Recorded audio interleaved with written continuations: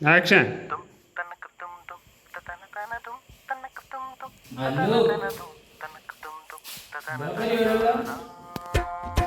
സ്വപ്നമൊരു ചാക്ക് തലയിലത് താങ്ങിയൊരു പോക്ക് ഉടയവനലിഞ്ഞ് വിളി കേട്ട് ഇവന് വഴികാട്ട്. സ്വപ്നമൊരു ചാക്ക് തലയിലത് താങ്ങിയൊരു പോക്ക് ഉടയവനലിഞ്ഞ് വിളി കേട്ട് ഇവന് വഴികാട്ട്. Action action. ഒരു കഥ പറയാത്തൊരു കഥ പറയാ